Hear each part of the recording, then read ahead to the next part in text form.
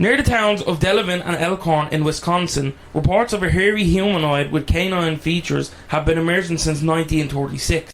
This beast has come to be known as the Beast of Bray Road, a story of cover-ups, conspiracy and horror. Now, before we jump in, this confused me. I'm thinking werewolf. Well, yeah, it is. So it confused me because I hear Bray and I think Ireland. Is it not? No, this is America. Delavan and Elkhorn. So I thought it was just like on the beach. Yeah, no. So America does have a couple of places named after Irish towns. So I think they have a Dublin, America too. So yeah, the locals believe this is a werewolf, and the description certainly speaks to that. So it's a canine that stands at 5 to 7 feet tall, has greyish brown fur, with large disc-like glowing red eyes that illuminate as the light reflects from them. So kind of like a dog, you know. It walks around on its hind legs, but is also known to get on all fours when it has to sprint or chase prey. Reports about the claws differ. Some saying it has 3 claws with a pinky and a thumb, and others saying it has 5 claws in total. It's strongly associated with fog, and locals report it as having a very foul smell. Now the smell goes from either like wet dog to sulphur to like corpse, like just a werewolf, bro. Straight up a werewolf. So possibly one of the most famous modern werewolf tales, the Beast of Bray Road, is a topic of debate within the cryptid community. So can you guess who's trying to claim him? Which cryptid community is trying to claim him? Bigfoot. Yeah. Deadass. So Bigfoot enthusiasts claim the creature to actually be a Sasquatch, but locals could refute this as the creature has very little in common with Bigfoot, and the evidence to suggest the two are even, like, they're not even remotely connected. Some go as far as to say, right, there's actually like beef. Oh, it's Wisconsin. Some go as far as to say the Bigfoot community are claiming it because of the fame of the story and the evidence being so vast. This is so fun. The Bigfoot fandom are trying to poach on the werewolf fandom. Yeah, no, they're trying to poach it, and I see this a lot with stories. Like a lot of, like, if it's hairy humanoids, there's evidence, like, no, like, there it is. Bigfoot. Like feral people, they'll be like, no, human. Like, you're like, no, we're talking about humans who are like, you know what I mean? If it were like literally, the whole thing is like very. Like there's very, wolf, it's, bro, like, it looks like, smells it looks like like wet a dog. Could It be looks a like a Bigfoot. wolf, and they're like, nah, that's. If Bigfoot. it's a Bigfoot, all Bigfoots are werewolves. Then I guess. So during the 1980s, a rise in violent attacks became more common. So, leading to the satanic panic. So basically, the Son of Sam murders, all those serial killers, Richard Ramirez and stuff like that. With the latter being more of a satanic worshipper, led to kind of a satanic panic, and everybody was just kind of, throwing their hat in with. Satanic Panic would be an incredible, I think, death metal band name. Yeah, I think there is one. Oh. So this fear resulted in Elkhorn residents believing that the creature responsible was satanic in nature. Many residents reported that satanic rituals were becoming very popular in the area during the late 1980s to early 1990s. So John Fredrickson was called on the site of multiple animal mutilations. In one case, multiple animals were discovered, and the local police wrote it off as an animal graveyard. However, John believed that the animals had suffered a more horrible death, as he suspected, and he found many of them with missing organs. Unfortunately, the location was bulldozed shortly after before any further investigation could be conducted.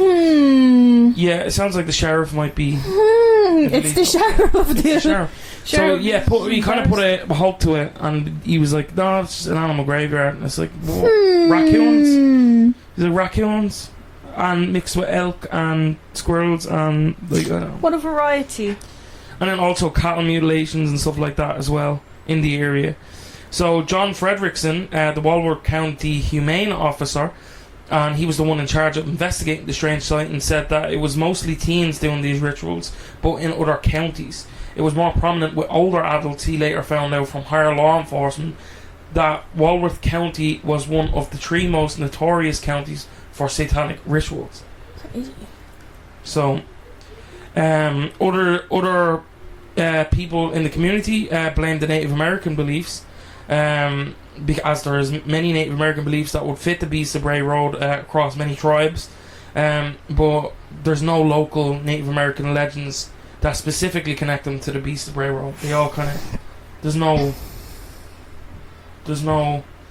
Why did you make that face? I just got a whiff of the sandwich from earlier. Okay.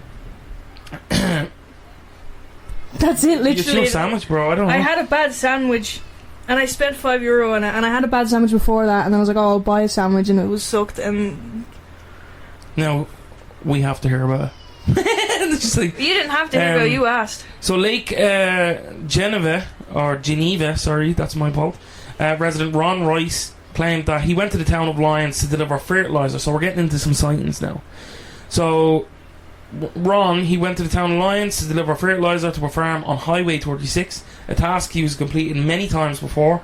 While he was sitting on the farm driveway after completing his delivery, Rice looked in the rearview mirror and spotted a figure standing at the tree line approximately 200 feet away.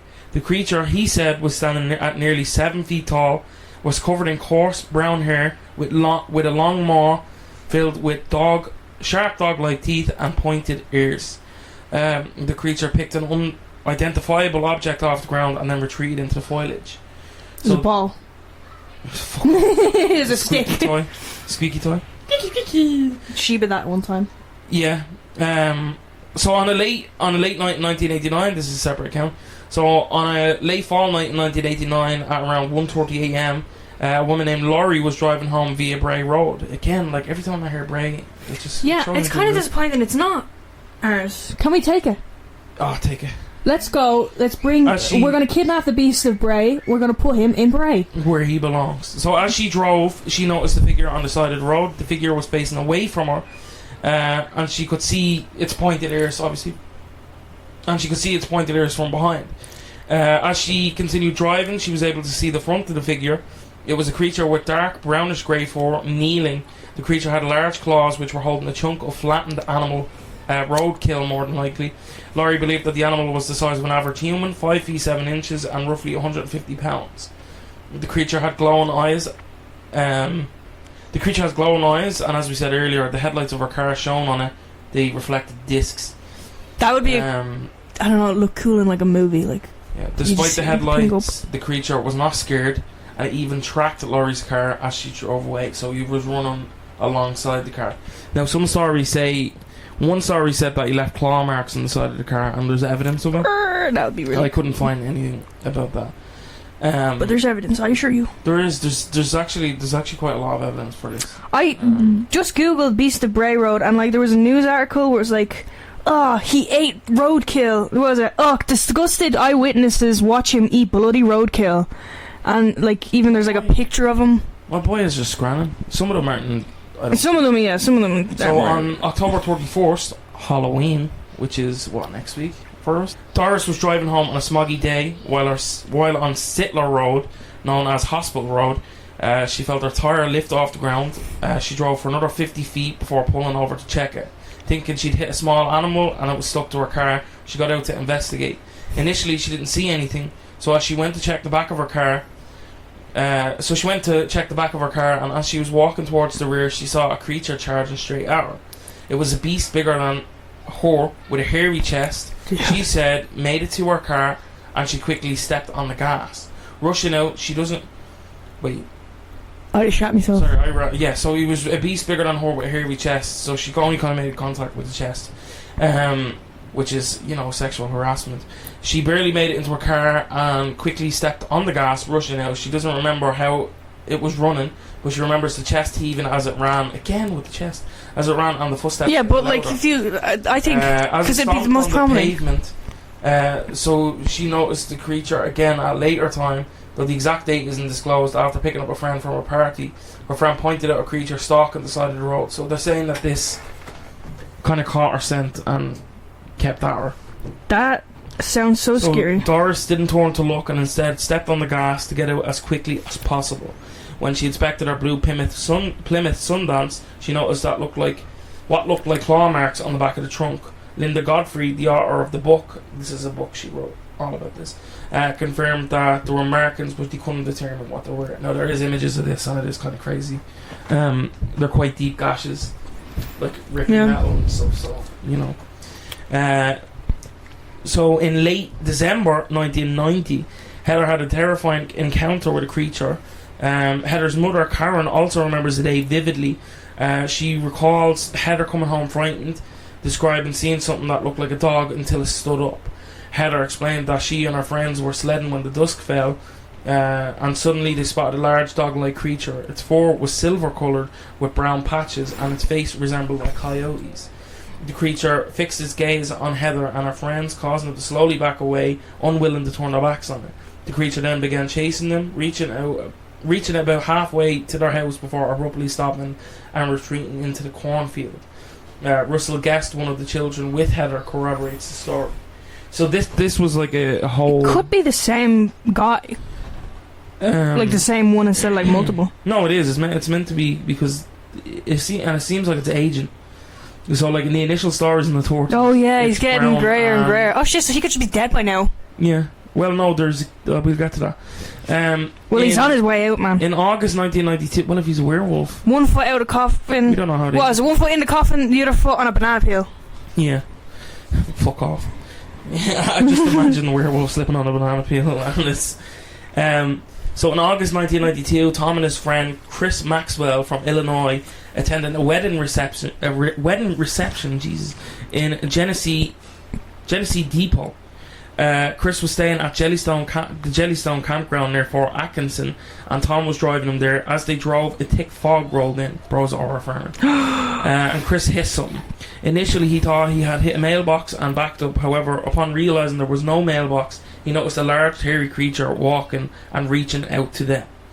With the car window open, he could smell a foul odour reminiscent of a skunk. The creature had whitish grey fur, and its other parts, presumably, were black, like they had black streaks. It extended its arm and scratched the side of Tom's car. So that it also reminds me of the Treehouse of Horror where Ned's a werewolf. You know, the Simpsons are driving home, and they hit Ned with the car. Yeah, he's like a werewolf. It's like typical werewolf stuff. Yeah, it's very typical, but I think a lot of it comes from this and the werewolf. Comes from this guy. This is the one who inspired it. This is going back to 1936 and before. Shit. So Joe Shackelman claims his father, Mark Shackelman. So this is the very first Shackleton story is from Mark Shackelman. He witnessed the creature in 1936. Mark was working as a night watchman at a Catholic convent called St. Colette, located 2 miles east of Jefferson, Wisconsin. One night he discovered the creature perched atop a Native American burial mound. Initially appearing to claw at the ground, the creature swiftly departed upon noticing Mark. Now, a common thing in werewolf lore is they will dig up bodies and eat them. I didn't know that. Yeah, they dig up bodies and eat them, and a lot of times they will lurk around graveyard.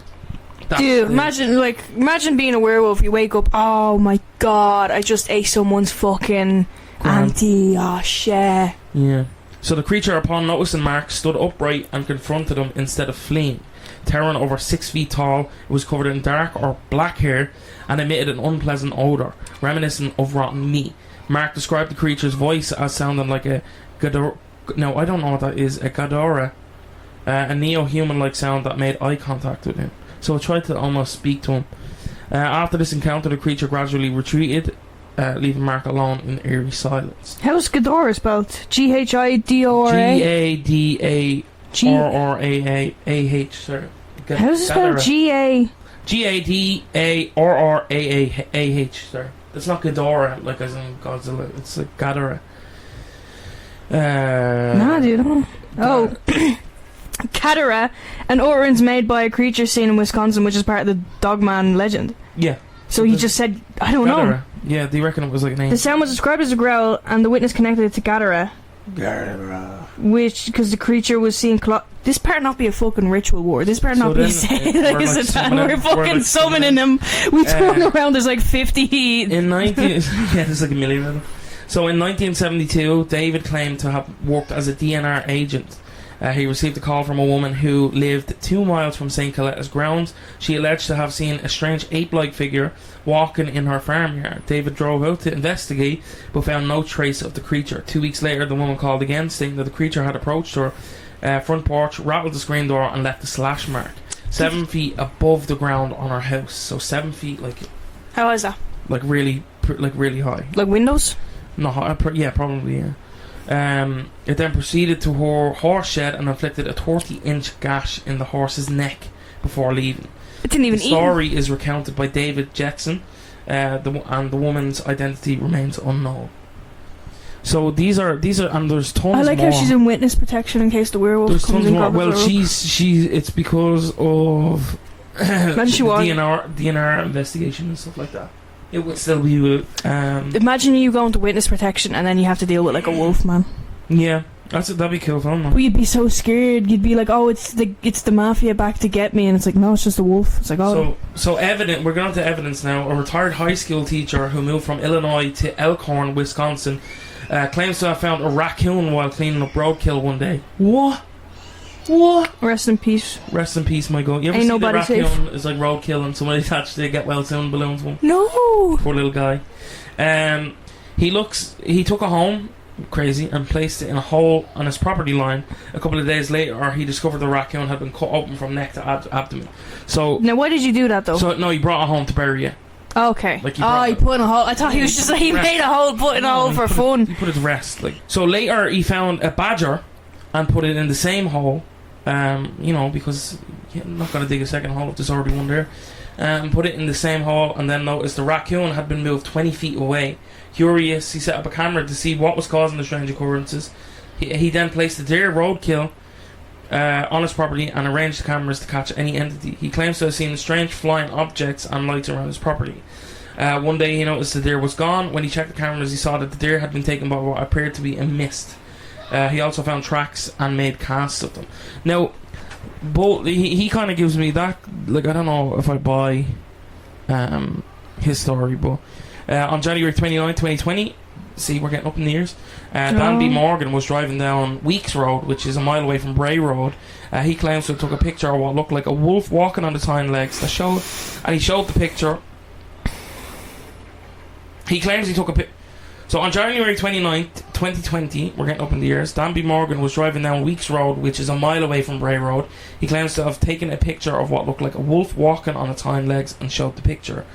The picture is widely believed to be fake for several reasons. The right arm of the wolf looks like it's a skeleton or rod.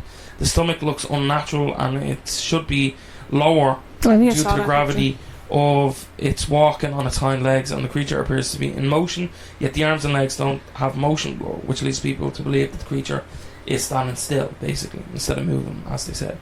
Is it this one? So yeah, that's it. So Yeah, we'll I kind of thought it looked like. We'll post it on our. Yeah, it does just look like skeletal, but I thought that was kind of part of it.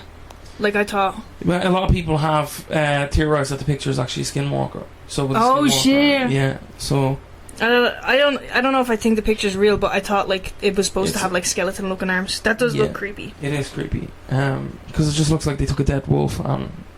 Yeah, and I don't know. Whoever did that, that's creepy anyway. So If you did just like start messing. So potential explanations. Most interpretations suggest that the werewolf-like characteristics of the Beast of Bray Road are due to mistaken observations or sheer panic, leading to an exaggeration of the animal's true features. Others believe it's an hallucination or work of a costumed prankster. For those who think the beast is something extraordinary but not an actual werewolf, cryptozoology offers potential candidates. So several distinct cryptids, including the skunk ape, which is it's like Bigfoot but he stank. Yeah. and the they didn't actually smell. The wahila or bear dog, and the canine like Shunket Warrakin have been considered as possibilities. While these creatures could explain some sightings, none fully account for all. Some sightings would need to be discarded or have to assume witnesses were mistaken or saw different creatures. Another explanation posits that at least two different creatures were seen simultaneously, leading them to be labelled as one despite their separate nature. It's possible that these ordinary beings, like wild dogs or costume pranksters, so basically they're wild dogs or costume pranksters. Alternatively, One or more could be genuine cryptids or mystery animals, possibly a new species or subspecies or a non-native animal secretly released in Wisconsin. So the common online speculation is that the bear is it's a bear suffering from mange. Aww. Black bears are common in northern Wisconsin, but not so much in southern Wisconsin where the story takes place. So it's possible that one wandered. Would it be possible that one wandered all the way south? There has been sightings of bears in southern Wisconsin. However, mange is not commonly associated with black bears in Wisconsin. While it is a common occurrence in bears in Pennsylvania and New York, as of 2023, the Wisconsin Department of Natural Resources has reported no sightings of black bears with mange. The closest bear to be reported with mange was in the lower peninsula of Michigan in 1984, which separated Wisconsin by Lake Michigan. So it's not happening. This is not happening. So there's tons of stories on these ones. These are just kind of I gave like the mixed bag of stories. Like I cherry picked the ones that were, because a lot of them are very samey, which I think gives a little bit of credit to it, because they all, and it's not like with Batsquatch, where Batsquatch is like always Batsquatch, everything was this, so crazy. His eyes are that colour and whatever. It's all red eyes, reflective in the dark. Looks like a wolf. Yeah, looks like a wolf. Similar four colours, similar descriptions, similar areas as well, and the fog as well is something that's going on. Now, ufologists are kind of like Bigfoot researchers, in my opinion. They always are like, I'm going to claim this. So they're like, it's an alien? They're like, yeah, it's an alien. And that's like, there's nothing. That's what the chap earlier was like, there's flying objects nearby. I was like, I don't know about that, Chief. Some other people I've seen is just, it's a normal, regular black bear, or species of bear, because bears run on all fours, and then they also can stand on. It's just a bear with mange. We gotta help. Or it could be a malnourished bear as well. I saw people saying. Also, I saw people saying that it just could be a species of wolf, because I don't think wolves are native to Wisconsin. Oh. They're saying that it could be an animal that was released that's not native to it. Oh. So it's like a wolf someone had as a pet and it got out.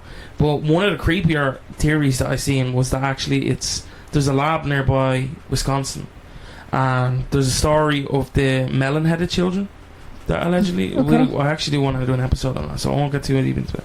So it was meant to be these mutated children that were causing havoc in this town, and it was traced back to this like lab, and that's not too far away, I believe.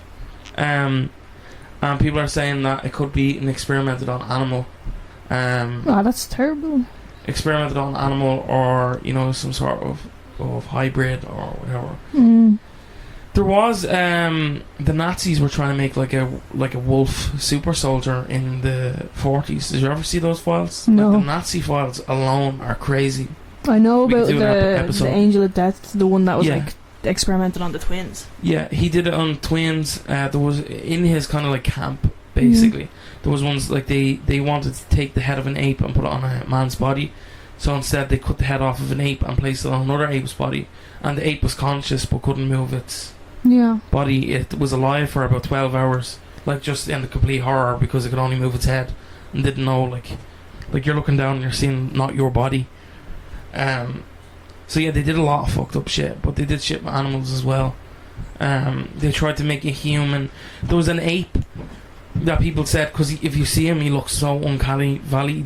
He looks like more human than chimp, and they believe that was like a breeding program. They did try and inseminate women with chimp embryos and vice versa, to create like a perfect soldier and shit like that. Like it is crazy. Like the fucking, like this is real shit humans attempted, and people now are like, maybe the Nazis were right. No, it's like, what are you talking about? No, it is a yoke online and stuff, and you're like, your brain was fucked by stupid, which is, I don't know, common for the internet. But yeah, what were we saying about the Beast of Bray Road? Do we have? Let's go to Bray Road. I think it's plausible in that there's something that people are seeing, but whether it's a werewolf is up for, you know what I mean? Yeah. Like, or it could be an animal, like, because there's so many accounts and they're all so similar. It definitely could be something. But what it is like, you know, up for debate. Whether it's just a wolf, whether it's a bear with mange, whether it's a different animal entirely, whether it's a cryptid, like, is up for debate. But that's my opinion. So, what's yours? Just unsure. I'm unsure. I would like to believe. I want to believe in that one. That one's kind of. I think it is. I think he's probably going to die. Okay. Well, we all Soon. are. He's been getting older, and How long has he been alive? Since 1940 something. Could be a family, of course. Oh. This is great grandson.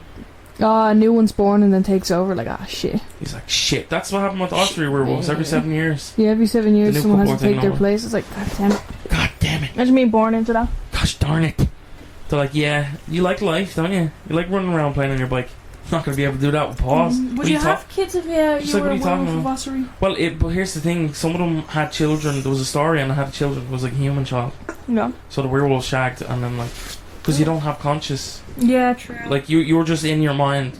It's kind of like trapped in syndrome from what I've seen. You know when people kind of get trapped in their bodies, but they can't control it, but the werewolf kind of takes over.